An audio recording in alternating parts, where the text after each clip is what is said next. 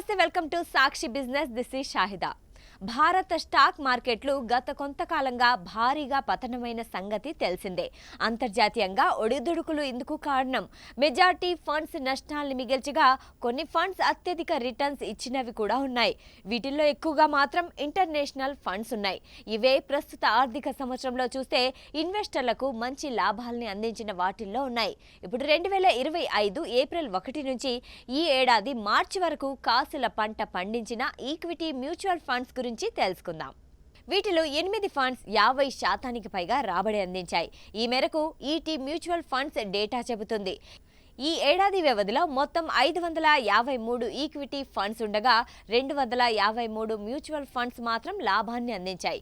వీటిలో 8 మాత్రమే 50% మించి రాబడి అందించాయి.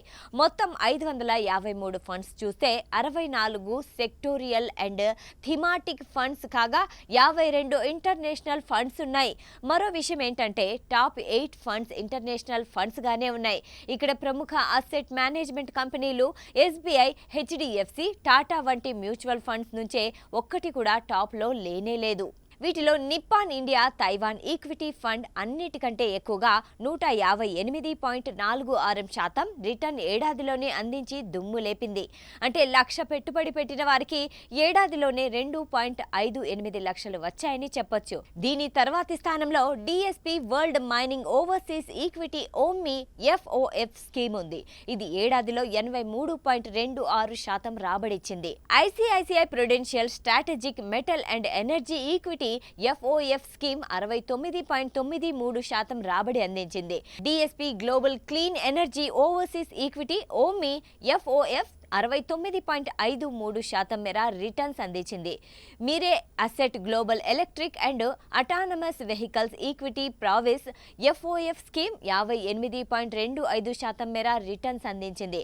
హెచ్ఎస్బిసి బ్రెజిల్ ఫండ్ ఈ కాల వ్యవధిలో అంటే సంవత్సర కాలంలో 56.23% వరకు రిటర్న్స్ అందించింది. Edelweiss emerging markets opportunities equity offshore fund 55.28% మేర పుంజుకుంది. DSP US specific equity omni FOF చూస్తే ఇది కూడా ఏడాది వ్యవధిలో 50.59% మేర రాబడి అందించింది.